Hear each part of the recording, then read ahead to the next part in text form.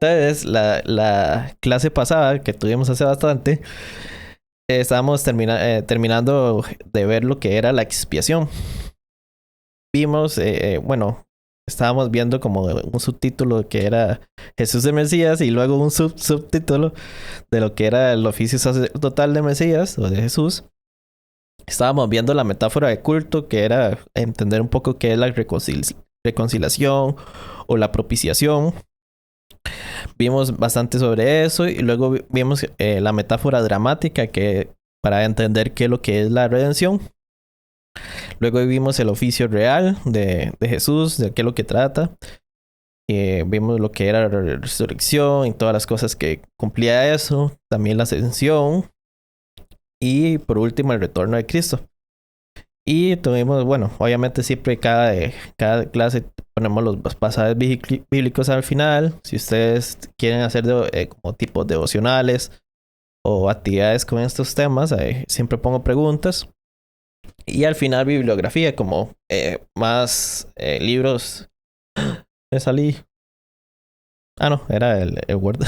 Por un momento creí que me salí de Google Chrome y se me fue todo. Pero bueno, ya aquí pasamos a esta clase. Ya es otra parte. Se trata de la última, pues, el último tema de Cristología, que es la doctrina de Cristo. Y vamos a ver diferentes perspectivas históricas de lo que es la Cristología. Entonces hoy vamos a empezar en eso.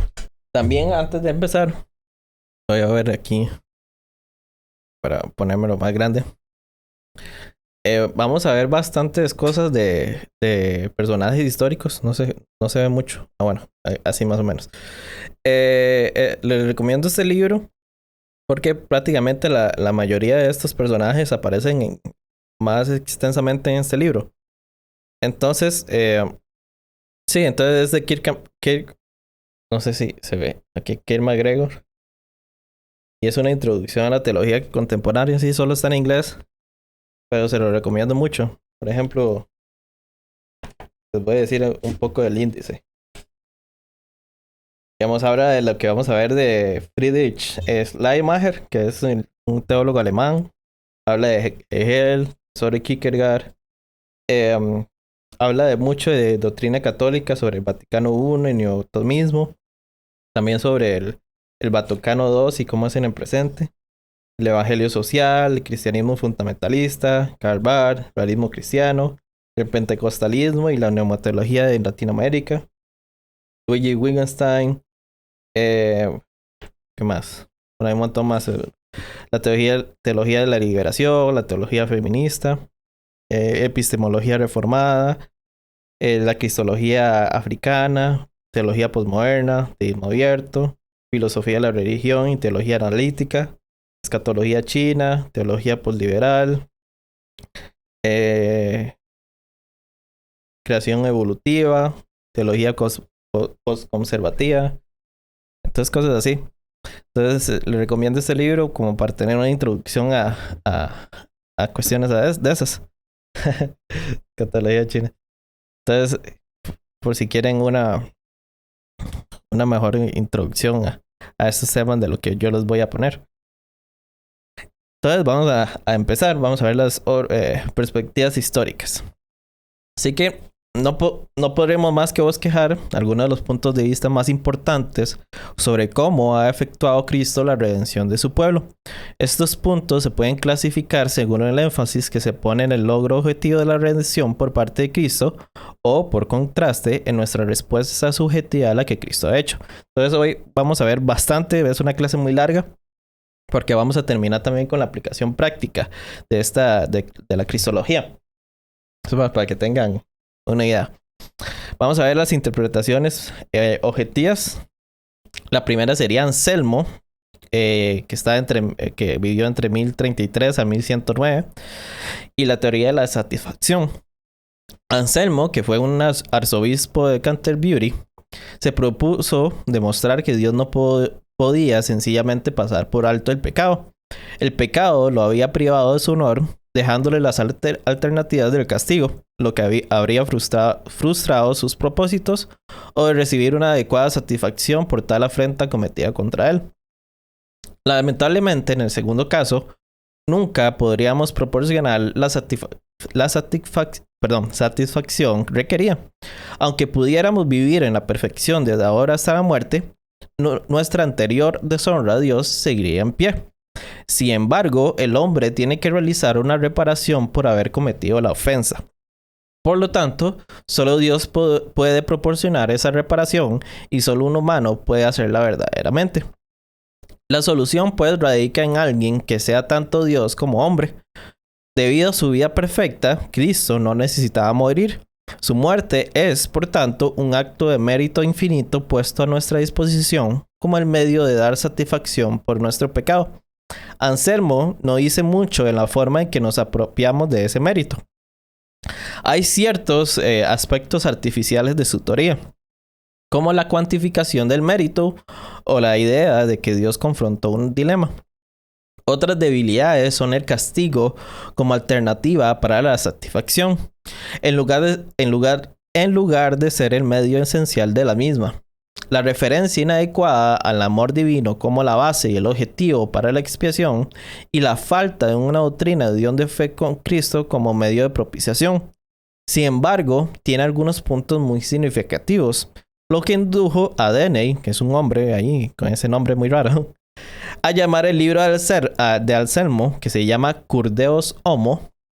Le dice que es el mejor libro sobre la expiación que se haya escrito. Está allí el arraigo de la expiación en el carácter moral de Dios, el profundo sentido de majestad y señorío de Dios como determinante de su trato con sus criaturas, la tremenda gravedad de un solo pecado y el reconocimiento de lo imprescindible de la cruz para la redención de la humanidad.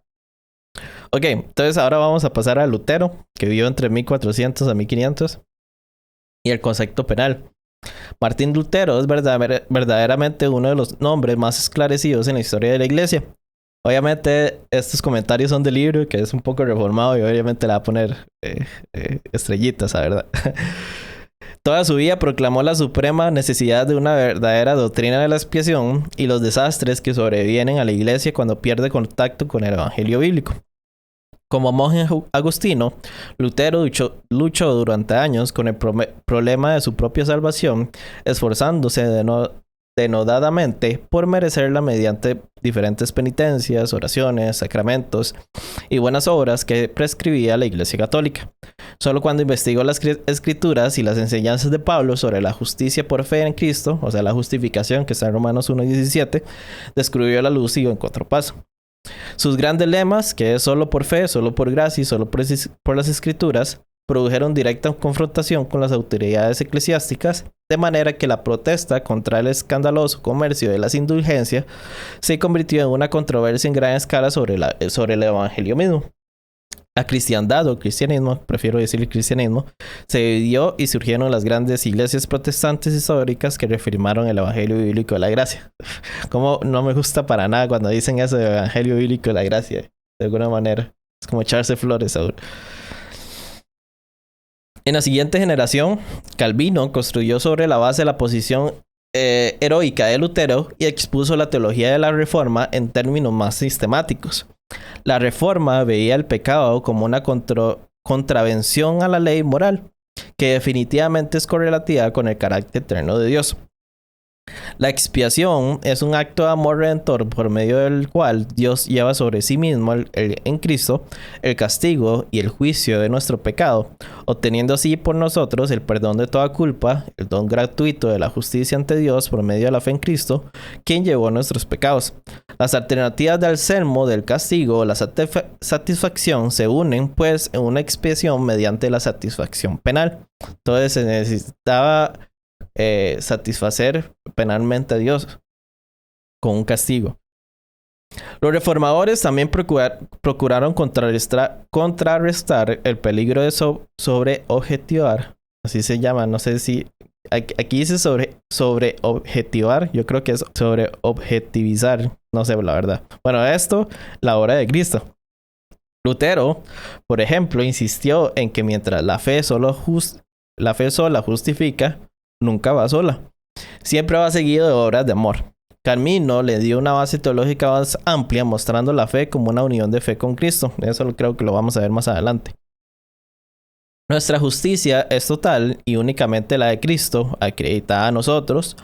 O sea que no podemos no ponemos nada de nuestra parte. Pero los creyentes en Cristo están unidos a Él, de manera que la justificación está indisolublemente unida a la santificación. El pueblo de Dios es moralmente renovado por medio de su unión de fe con Cristo. Vamos a ver, son poquitas, pero es demasiada clase, entonces mejor así. Entonces, vamos a ver las interpretaciones subjetivas. Bueno, antes de eso. Estos puntos de vista dan escasa atención a la obra de Cristo que encara nuestros pecados por medio de la cruz, concentrándose más bien en su impacto sobre nosotros, ya que en forma explícita o implícita niegan la obra objetiva de Cristo y apenas es correcto llamarlas doctrinas verdaderamente cristianas. Pero debemos considerarlas porque todavía circulan y a veces asociadas a alguna interpretación clásica. Este enfoque generalmente se remonta a Abelardo, que es sobre el concepto de la influencia moral. Él vivió entre el 1000 al 1100. Para Pedro Abelardo, Dios, que es todo amor, no tiene necesidad del sacrificio de Cristo. El pecado no es una barrera objetiva entre Dios y la humanidad, sino un estado mental subjetivo que es superado por el amor despertado en el corazón del pecador a causa de la muerte de Cristo. Él dice que la redención es ese grandísimo amor encendido en nosotros por la pasión de Cristo. Así que este amor, antes de pasar eso, así que este amor despertado en nosotros nos redime al permitirnos vivir en libre obediencia a Dios por amor a Él. A pesar de su valor en recordarnos que la gratitud es una respuesta correcta al tremendo acto expiatorio de Dios en Cristo, como teoría de la expiación resulta seriamente inadecuada. No dice nada acerca de las bases sobre las que el pecador puede ser reconciliado con Dios, en tanto que la santidad y la majestad de Dios y la gravedad del pecado ante Él prácticamente se pasan por alto y son reemplazados por un concepto algo sentimental de su profundo amor. Y ahora viene como el padre de toda la teología liberal, que es Schleiermacher. Creo que se pronuncia así el apellido, no sé si tengo buen en alemán. Él vivió entre los 1700 al 1800 y trata sobre el punto de vista místico. Mientras que Abelardo estaba preocupado por una respuesta moral a Cristo, el teólogo alemán Schleiermacher, en su Evangelio para el hombre moderno, procuró la comunicación a nosotros de un sentido místico de unión con Dios. Este señor, no voy a repetirlo, veía a Jesús como el humano arquetípico, la cabeza espiritual de la especie, el ser humano perfecto cuya singularidad y perfección consistió en su ininterrumpido sentido de unidad con Dios. La expiación consiste en que Jesús comunica a los pecadores una experiencia interior de conciencia de Dios como la suya. Él dice que el Redentor asimila a los creyentes al poder de su conciencia de Dios y esta es su actividad redentora. Así que esto también deja de lado completamente la gravedad del pecado y la culpa que esto implica ante Dios. No considera debidamente el testimonio claro de las Escrituras acerca de Jesús, no simplemente como humano perfecto, sino como Dios encarnado, y por eso rebaja su papel de mediador. Inevitablemente deja de lado el testimonio bíblico sobre la muerte de Cristo como el acto que redimió de una vez y para siempre a los pecadores, y como enfoque de la influencia moral no es en realidad una teoría de expresión, sino un intento de explicar ciertos elementos psicológicos de la experiencia humana acerca de Cristo. Ahora vamos a ver las interpretaciones modernas. Aulen, que vivió entre 1800 y 1978, y vamos a ver la teoría clásica. En el libro del teólogo sueco de Aulen, que se llama Christor Victor, la esencia de la obra de Cristo es un triunfo sobre el pecado y el diablo. Cristo viene como el defensor de la humanidad para librarnos de la esclavitud por su victoriosa resurrección. En un sentido, esto equivale simplemente a exponer la idea bíblica sobre la redención que ya antes vimos en clases pasadas. El libro de Aulen se caracteriza, porque hace esto la categoría central de la expiación. e intenta mostrar que ha sido básico en el pensamiento sobre la expiación a lo largo de la historia de la Iglesia, y de ahí su nombre de teoría clásica. Parte de su atractivo radica en su simplicidad y carácter dinámico, comparado con otros planteamientos algo abstractos y judiciales, o cuestiones como de filosofía del derecho. Su apreciación de la realidad de la esclavitud de la humanidad respecto del pecado y los poderes demoníacos también apela a la conciencia contemporánea.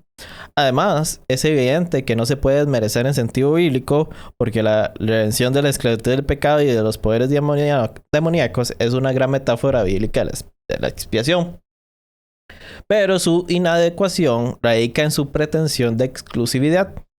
El pecado no solo es esclavitud, es también la desobediencia que nos vuelve injustos y nos condena. La impureza moral que nos pone a merced de la ira divina. O sea, en otras palabras, nuestro problema incluye la culpa pasada.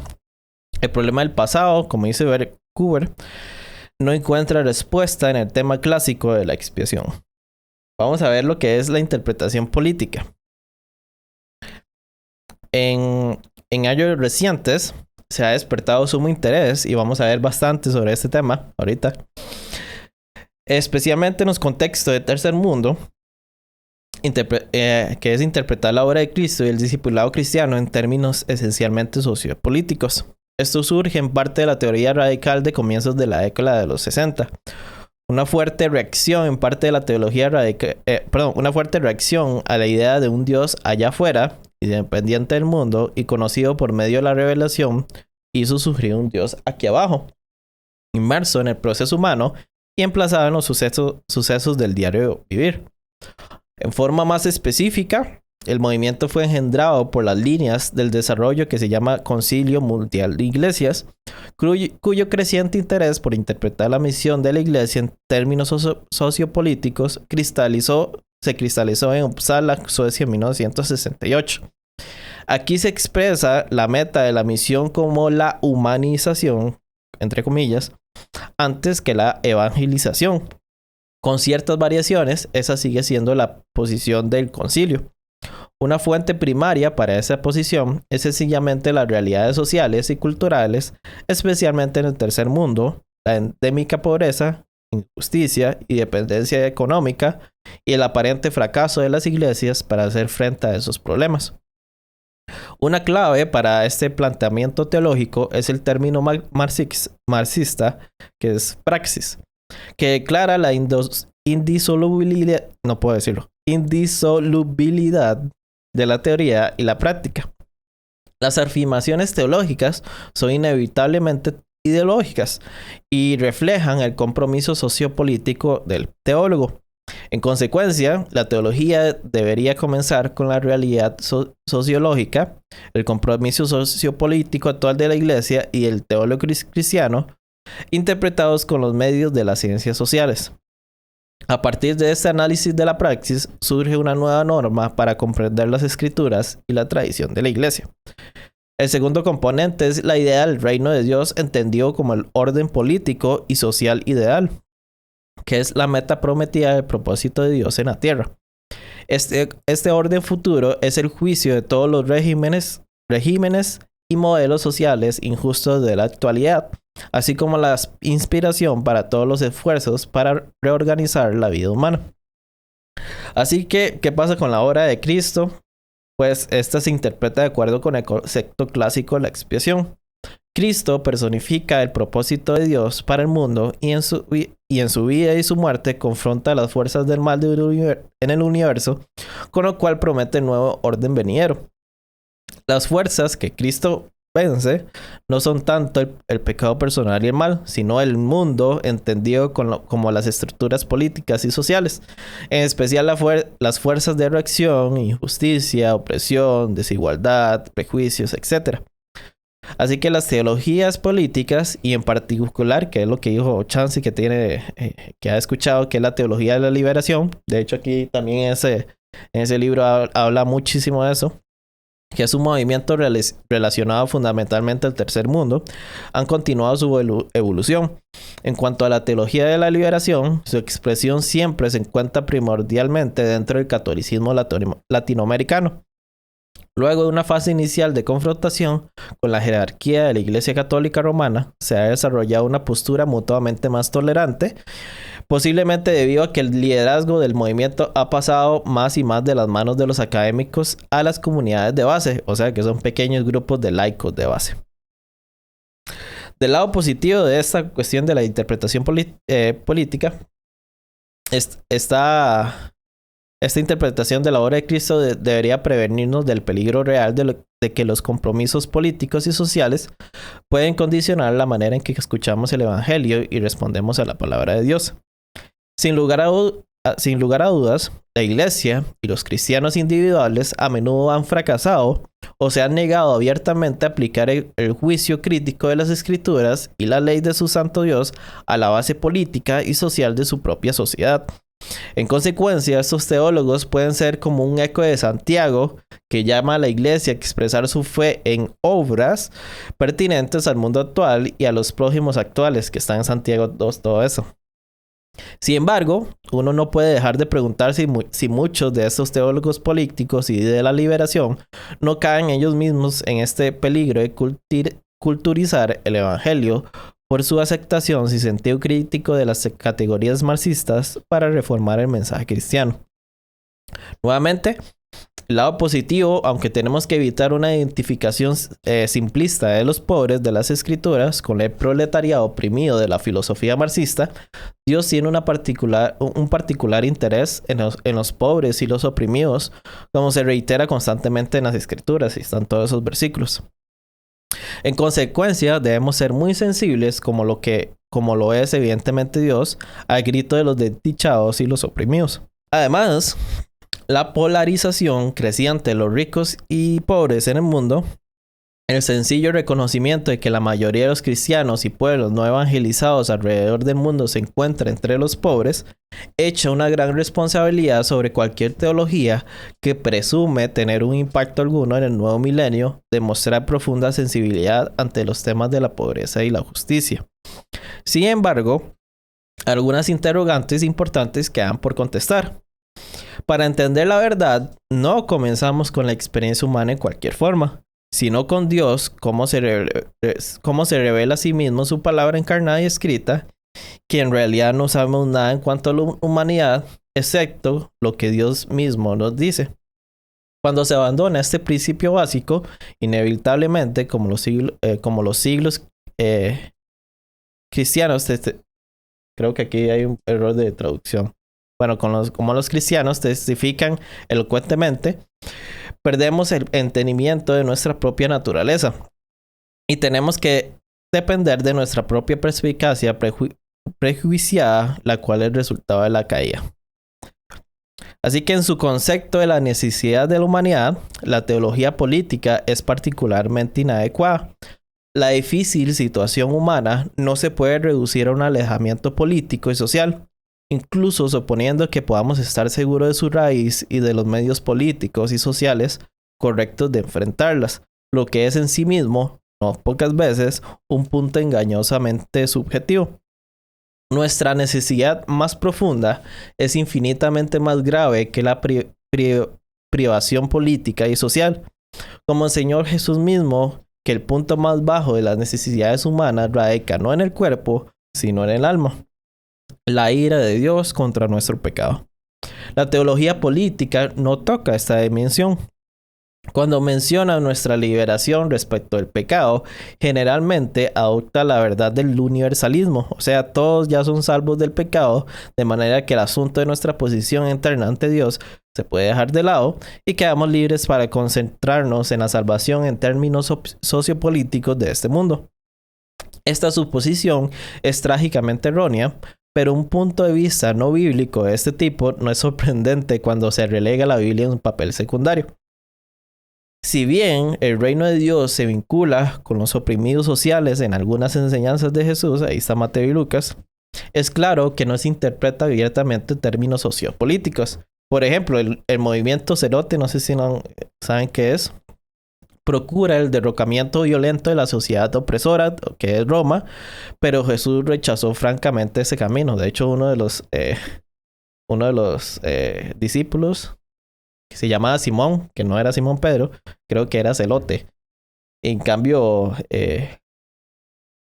no sé si era Mateo, que era publicano, sí. Sí, creo que Mateo era publicano.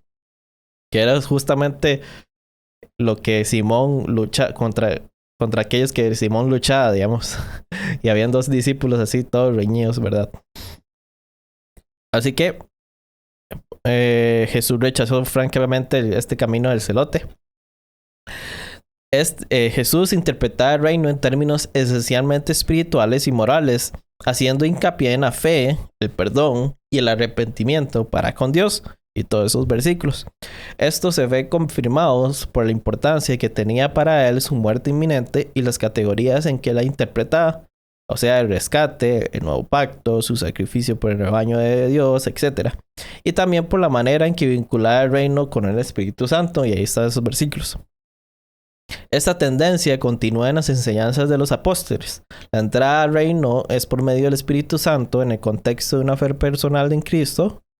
No hay otro reino fuera de aquel al que se entra por el sometimiento personal a Cristo el Rey. Y todos esos versículos. Así que la preocupación particular de Dios por los pobres y su juicio sobre los opresores son ciertamente énfasis bíblicos. Sin embargo, debemos tener cuidado de no exagerarlos y lastimar una de las glorias supremas del Evangelio, es decir, su llamado universal. Dios ofrece su gracia a todos sin consideración de su historia moral o estado económico o compromiso político, como lo fue Mateo y Simón.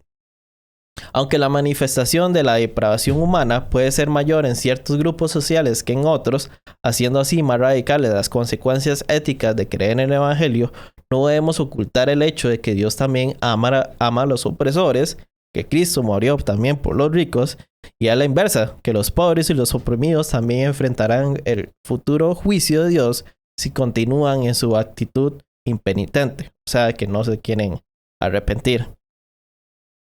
Entonces le puede ir el tiro por la culata, ¿verdad? Que pobres no se van al reino de Dios, y más bien ricos podrían ir al cielo, ¿verdad? Finalmente, la ausencia de un énfasis claro en la necesidad de la regeneración significa que la promesa de liberación de estas teologías será siempre muy restringida, incluso en el nivel social. Aunque nunca se debe descuidar toda oportunidad de mejorar las condiciones sociales, en fin de cuentas, nada que no sea la regeneración por obra del Espíritu Santo en el contexto de la fe personal en el Evangelio de Cristo puede romper el poder del pecado y el egoísmo arraigado en el corazón humano y producir los hombres y mujeres que puedan ser la materia prima para una sociedad verdaderamente libre. Bueno, con eso terminamos la interpretación del política. Y ahora vamos a ver un tema ya más diferente a las cuestiones históricas y vamos a ver este punto que es el pluralismo. Es un poco chiquitito y aquí terminamos lo que es como la teoría de la cristología y vamos a pasar luego a la aplicación práctica. El pluralismo es una de las marcas más claras del instituto religioso actualmente. Este es el punto de vista que dice que no hay una sola religión que pueda afirmar que tiene posesión exclusiva de la verdad. Mientras que anteriormente algunas veces se hizo el intento de tratar de combinar todas las religiones más importantes en el mundo en una sola fe, que esto se conocía como el sincretismo, el pluralismo reconoce la integridad de cada religión y pide que se reconozca a todas en sus propios términos. El atractivo del pluralismo ha sido promovido por el resurgimiento en nuestro tiempo de las creencias del mundo antiguo como parte del general desafecto global del materialismo. También ha sido estimulado por la migración global de pueblos que ha atraído a lo que previamente se consideraban como religiones extranjeras y sus partidarios devotos a las vecindades de muchas comunidades occidentales. La influencia primordial en extender el pluralismo, sin embargo, ha sido indudablemente la manera en que responde al carácter de nuestro tiempo. Y hace poco vimos lo que era posmodernismo, ¿verdad? El clima hoy en día es profundamente tolerante e inclusivo. La verdad se encuentra en la afirmación de todos los puntos de vista, más que ser la posición de uno solo. Reclamar exclusividad, especialmente en la esfera religiosa donde están todas nuestras ideas, así se afirma, es necesariamente fragmentario. Es visto por consiguiente como práctica igual a la intolerancia fanática. Así que, ¿cómo debe responder el cristiano? ¿Es Jesús el único camino hacia Dios? ¿No hay verdad en los caminos de otras religiones? Y de hecho, antes de continuar, ahora que veo una pregunta ahí, guarden la pregunta y ahorita al final vamos a hacer, vamos a responder preguntas. Quiero pasarles ahí por el chat un video sobre pluralismo religioso de fe razonable. Entonces, ¿cómo debe un cristiano responder a esto? ¿Jesús es el único camino hacia Dios? ¿No hay verdad en los caminos de otras religiones? Comenzamos primero con la persona de Jesús mismo. Punto básico en la presentación de Jesús en el Nuevo Testamento es la afirmación intransigente y alucinante que Dios, el creador y sustentador de todo lo que hay, vino a nuestro mundo en persona en Él.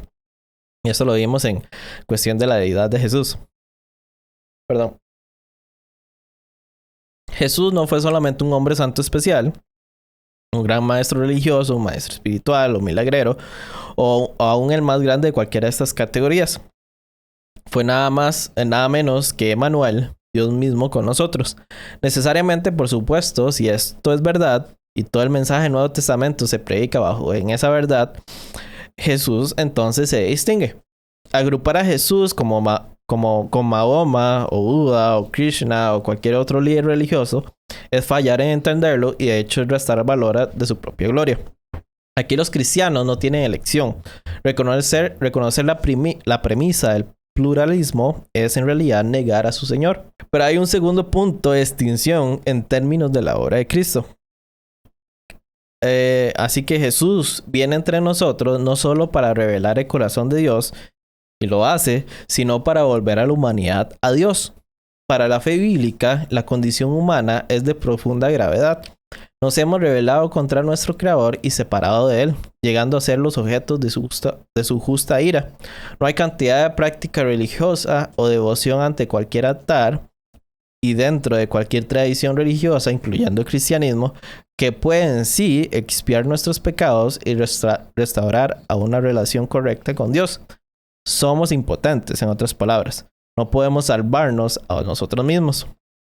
En su misericordia infinita, Jesús, como Dios encarnado, asume nuestra necesidad en Él mismo.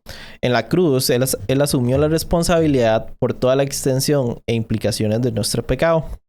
Murió por nosotros, así que por ese acto de expiación ha hecho posible que pecadores puedan ser perdonados y reconciliados en su relación con Dios como sus propios hijos. Así que por necesidad, puesto que Él solamente pudo hacer ese sacrificio por nuestros pecados, y desde que su sacrificio es la única manera por la cual pecadores pueden ser perdonados y reconciliados, Jesús es el único camino a una relación salvadora con Dios. Como Él mismo afirmó, yo soy el camino, nadie llega al Padre sino por mí, y Pedro lo afirma de igual manera. En ningún otro hay salvación, sino en Jesucristo, porque no hay bajo el cielo otro nombre dado a los hombres mediante el cual podemos ser salvos. Finalmente Jesús resucitó de la muerte. Él está vivo. Por la fe lo conocemos ahora en una relación viva y continua. Un cristiano es sencillamente una persona que está en una relación personal con Jesucristo. Esto quiere decir que en la humanidad continua de Jesús, Dios comparte nuestra vida. Diferente a los otros fundadores y maestros religiosos, Jesús está aquí todavía vivo y entre nosotros. Así que en 3 puntos: primero, el pesebre de Belén cuando nace entre nosotros, la cruz del Calvario donde muere por nosotros, y la tumba vacía en Jerusalén donde resucita de nuevo. Jesús se distingue. Él es único, solo Él es Dios, solo Él trae a Dios hasta nosotros y a nosotros ante Dios. Desempacar a la enseñanza del Nuevo Testamento en esta forma, sin embargo, no implica que todos los caminos o los otros caminos religiosos están desprovistos de alguna verdad o que Dios no puede obrar dentro de ellos. Dios no está lejos de todas sus criaturas, los sostiene a todos en la vida. En virtud de la creación, todos los pueblos somos sus vástagos, vástagos que en él vivimos, nos movemos y existimos. No podemos olvidar, por supuesto, que hay un instinto profundamente arraigado en el corazón humano de levantar un ídolo en lugar de Dios vivo y de resistir su juicio y su gracia al tratar de justificarnos ante él. La religión, inclusive el cristianismo, donde está desprovisto de una fe viva en Cristo, es una manera principal de intentar esa evasión. Estos otros caminos religiosos no escapan los peligros dobles de la idolatría y la santería. Pero Dios, para quien no hay nada imposible y en quien no hay favoritismos y quien quiere que todos sean salvos, quiere que todos sean. Yo creo que puse mal este versículo. Quieren que todos sean salvos. Es que a veces se me puede arreglar eso antes de que. Y quieren que todos sean salvos y quieren conocer la verdad. Ay, sorry. Toda la blasfemia. Y quien quiere que todos sean salvos y lleguen a conocer la verdad, puede obrar dentro de los corazones de aquellos que siguen estos otros caminos, como lo hizo en el corazón del centurión romano Cornelio en Hechos 10, para llevarlos a escuchar las buenas nuevas de Jesucristo y encontrar la salvación a clamarle a él. Bueno, con esto terminamos ya esta parte. Bueno, para la gente que hace como tipo devocionales con estas cosas, si en algún futuro se llega a hacer, o alguien que tenga interés, más libros sobre este tema que pueden ver. Está el de Curdeus Homo de Anselmo también. Está todos los que vimos. Guarden las preguntas, ya casi terminamos. Entonces más rapidito. Vamos a ver la aplicación práctica de lo que es el tema de la doctrina de Cristo. Entonces voy a pasar como los títulos. Arriba van a aparecer los títulos que vimos que eran como las diferentes temas de las clases que hemos visto. Vimos que era la persona de Cristo, que el hecho de un Dios encarnado supone la más profunda aplicación a toda nuestra actitud con respecto a la vida en este mundo. Así que en forma más particular, la persona de Cristo implica a nosotros, y vamos a ver todos los subtitulillos ahí, que es afirmación. El verbo se hizo carne, como dice Juan. Dios ha venido directamente a nosotros en Jesús y ha puesto nuestra carne y nuestra sangre, nuestro espacio y nuestro tiempo en unión consigo mismo. Por este hecho, la importancia del mundo y la vida humana como consecuencia de ser Dios el creador adquiere un relieve extraordinario.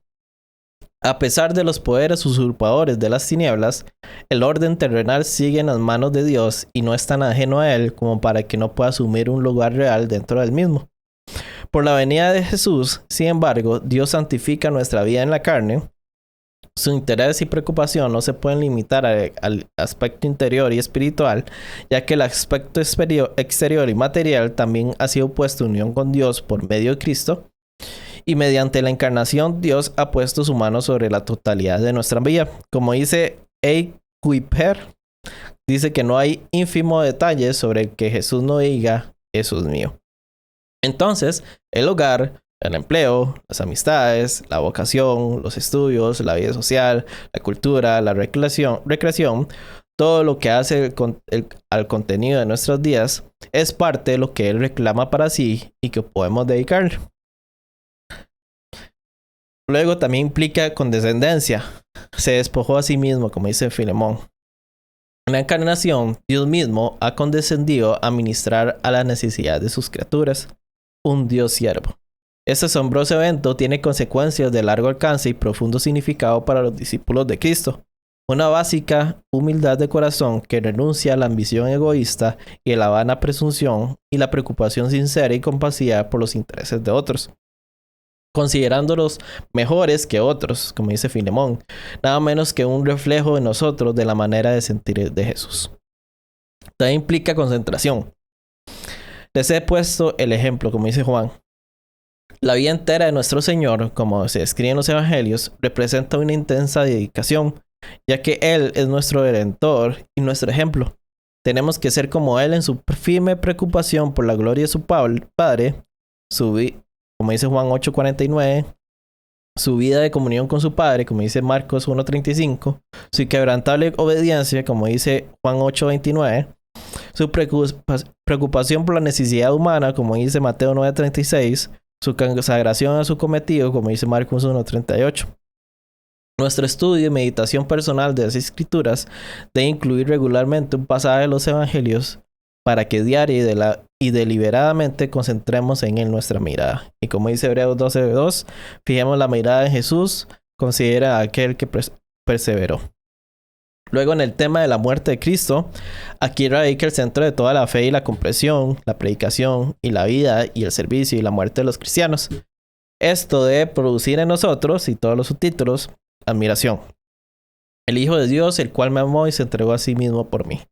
La cruz es más que una teoría sobre la expiación que la mente puede abarcar, aunque cuanto más concuerde nuestra comprensión de la cruz con la enseñanza bíblica, mayor será nuestro sentido de asombro al contemplarla. A lo largo de los siglos, nada en la experiencia humana ha afectado el corazón y la mente de la gente, ni nos ha movido a la admiración, el amor y la alabanza como lo ha acontecido en el Calvario. Y así es como debe ser, porque realmente no hay nada que se le pueda comparar.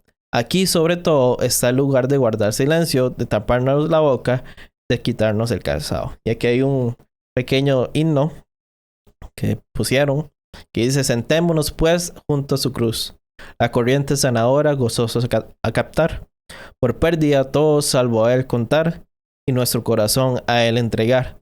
De otra cosa no pensar ni hablar, salvo mi Señor, mi amor en la cruz está. Luego también implica en nosotros un desafío. Cristo murió por nuestros pecados. El evangelio bíblico de la expiación por el pecado mediante la muerte de Cristo ya ha sido expuesto. En cuanto a la aplicación, no podemos evitar preguntarnos: ¿la muerte de Cristo ha traído la expiación para mí? ¿He visto mi pecado y mi culpa depositados sobre Cristo en el Calvario, juzgados y castigados allí en él? Le he pedido que me salve. He hallado la gracia para confiar en su obra consumada en la cruz para darme perdón, paz y justicia. Si no, entonces es hora de venir a él. Como dice Mateo: vengan a mí todos ustedes que están cansados y agobiados, y al que a mí viene, no lo rechazo. Ese es de Juan. También implica en nosotros agradecimiento. Al que nos ama y por cuya sangre nos ha librado de nuestros pecados, a él sea gloria y el poder por los siglos de los siglos. Si hemos experimentado la salvación por medio de la cruz, lo más profundo de nuestro ser debe expresar agradecimiento y alabanza, reconociendo que nuestro perdón y justificación y todas las bendiciones que de ello emanan derivan totalmente de la gracia eterna de Dios para con nosotros en Cristo, y en particular del amor que lo llevó finalmente al Calvario. Como dice Apocalipsis: digno es el Cordero que ha sido sacrificado. También implica confianza, así que mediante la sangre de Jesús tenemos plena libertad para entrar en el lugar santísimo. Acerquémonos pues. El hecho que el Señor Jesús llevó nuestro pecado, su sacrificio expiatorio en toda su plenitud y suficiencia, significa que la barrera del pecado entre nosotros y Dios, como el velo de separación en el templo, se rasgó en dos, de arriba abajo para siempre, y fue eliminado. Por lo tanto, podemos acercarnos al Dios vivo en toda su santidad deslumbrante y su poder y su majestad imponente, y decir: Abba Padre, y estar seguros de ser abrazados, bienvenidos y afirmados. Somos aceptos en el amado. Estamos eternamente casa en el corazón de Dios. También implica consagración. Tomando en cuenta la misericordia de Dios, les ruego a cada uno de ustedes en adoración espiritual ofrezca su cuerpo como sacrificio vivo. A la luz de la entrega de Dios a favor de nosotros en la cruz, no tenemos derecho a reclamar nada para nosotros mismos. En efecto, si resistimos la voluntad de Dios y nos negamos a consagrarnos a Él, sencillamente estamos expresando nuestra falta de captar lo que significa la cruz. Como dice el himno: el mundo entero no será presente y no ofrecer. Amor tan grande y sin igual, a cambio exige todo el ser. También implica una misión. El amor de Cristo nos obliga. En el nombre de Cristo les rogamos que se reconcilien con Dios. El haber el haber nosotros mismos venido a la cruz y experimentado allí el milagro de la libre justificación, propiciación y redención, estar bajo la obligación de compartir el mensaje de la cruz con los demás pecadores, con la confianza de que la poderosa gracia que nos ha salvado a nosotros es suficiente para salvar a todo el que confía en ella, por grande que sea su necesidad o por profundo que sea su pecado. Esta última aplicación afectará toda nuestra manera de vivir, nuestra conversación, el uso de nuestro tiempo, la mayordomía de nuestro dinero, el tema y el alcance de nuestras oraciones, así como nuestra participación en el testimonio evangelístico de nuestra iglesia o grupo cristiano local, incluso cómo y dónde realizar nuestra vocación. Luego, en el tema de la resurrección de Cristo, el Jesús resucitado significa para el cristiano gozo.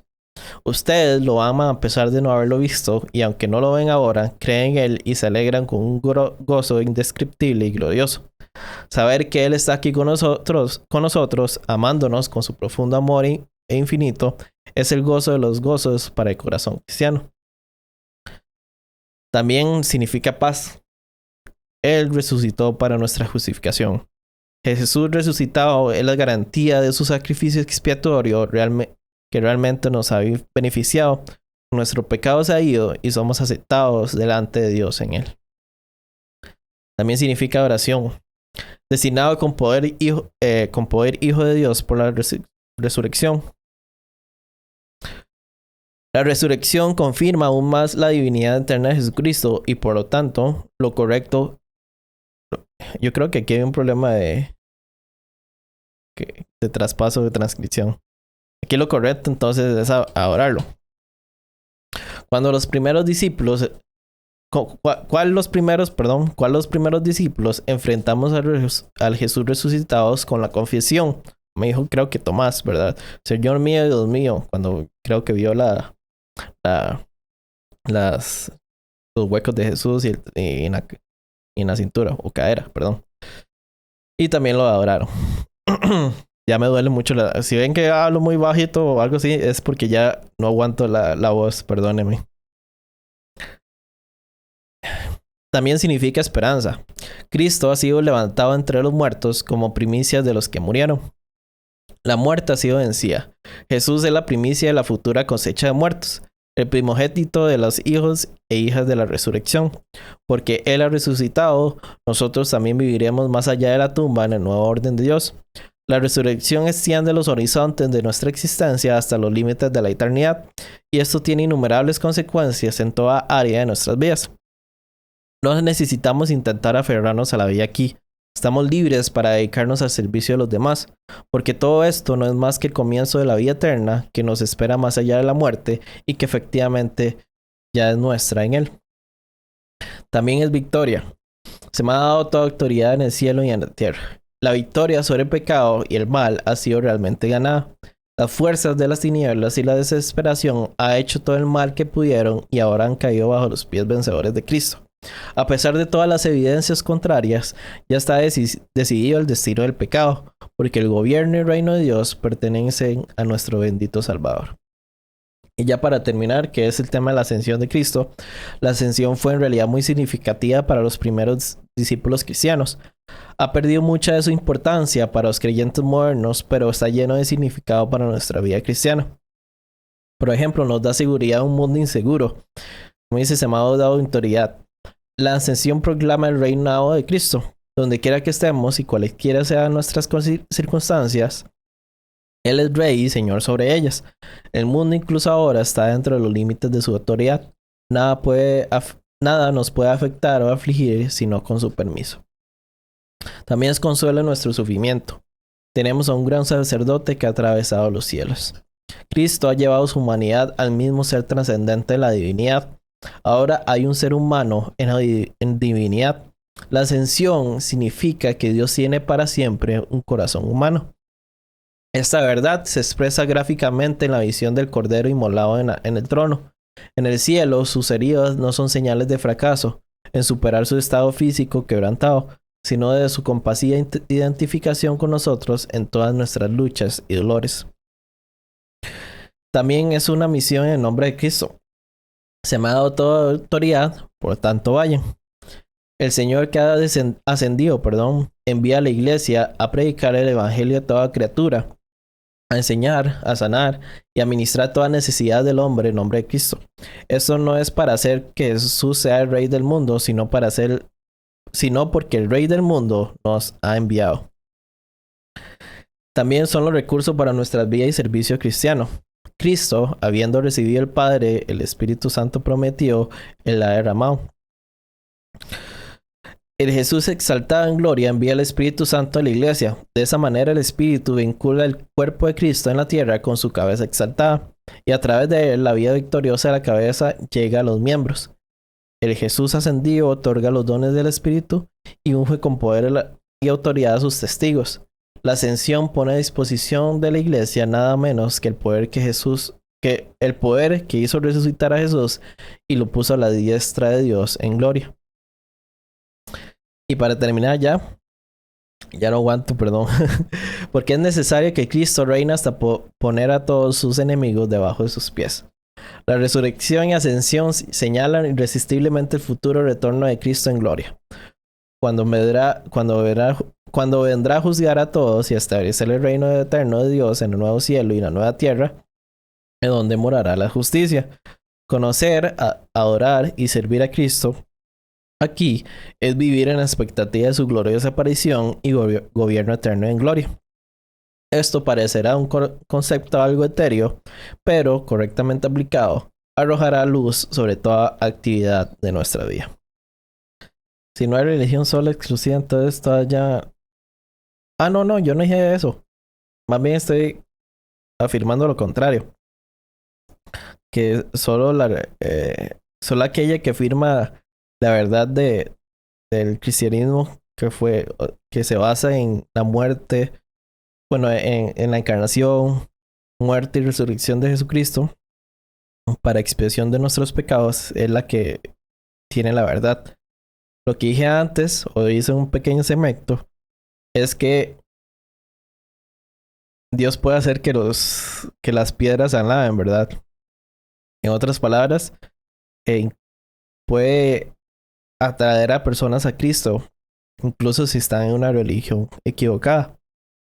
Como lo hizo, y el ejemplo que puse fue, déjeme ver cuál era, que eran Hechos 10. Sí, del centurión romano Cornelio, que se llama. Vamos a ver en la Biblia ese ejemplo. Se vivía en Cesarea un centurión llamado Cornelio, el regimiento conocido como el italiano. Él y toda su familia eran devotos y temorosos de Dios. O sea, no es que... O sea, parece ser que estaban en una religión equivocada, sin embargo, sí sentían una devoción y temor a Dios. Realizaban obras de beneficencia para el pueblo de Israel y oraba a Dios constantemente. Un día, como a las 3 de la tarde, tuvo una visión. Vio claramente un ángel de Dios que se le acerca y decía: Cornelio, ¿qué quiere, Señor? Preguntó Cornelio mirándolo fijamente y con mucho miedo. Dios ha recibido tus oraciones y tus obras de beneficencia como una ofrenda, le contestó el ángel. Envía de inmediato algunos hombres a Jope para que hagan venir a un tal Simón, apodado Pedro. Él se ha hospedado con Simón, el curtidor que tiene su casa junto al mar. Después de que se fue el ángel que le había hablado, Cornelio llamó a dos de sus siervos y a un soldado devoto de los que le servían regularmente. Y les explicó eso. Bueno, también Pedro recibió todo para que vaya a Cornelio. Luego, bueno, se juntan y Pedro creo que le da el evangelio correcto. Le explica todo.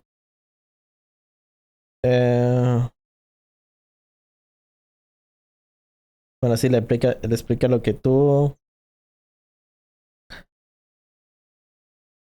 Pues, ahora comprendo que en realidad para Dios no hay favoritismos. Y entendiendo esto, se trata de personas que están en religiones equivocadas, pero que sin embargo tienen un corazón dado a Dios. Y dice, sino que en toda nación Él ve con agrado a los que le temen y actúan con justicia. Bueno, ahí le explica a Pedro todo el evangelio correcto. Me imagino que se entrega a su vida. Pues, pero Dios resucitó, le explica todo. El Espíritu Santo descendió sobre todo los que escuchaban el mensaje, etcétera, etcétera. ¿Usted cree, bueno, ¿usted cree que es sostenible el cristianismo sea como los católicos? No creo que los católicos digan eso, pero no se entendería muy bien la... Hay una frase de un cristiano que dice que entender la resurrección de Jesús sin algún contexto del Antiguo Testamento es solo... no tiene sentido, digamos. ¿Cuál es el Dios que lo resucitó? Y claramente en esa sociedad había muchos dioses. Pero obviamente Jesús constantemente habla de Jesús, perdón, habla del Dios del Antiguo Testamento, a quien llama a su Padre Celestial. Y además uno entiende la divinidad de Jesús por medio de las profecías cumplidas sobre él, basadas en los profetas del Antiguo Testamento. Entonces, obviamente el Antiguo Testamento da mucho contexto sobre la divinidad de Jesús y sobre quién Dios se le da eh, eh, todo el mérito de lo que pasó y sobre el cual debemos adorarlo, y sobre cuál Dios debemos adorar.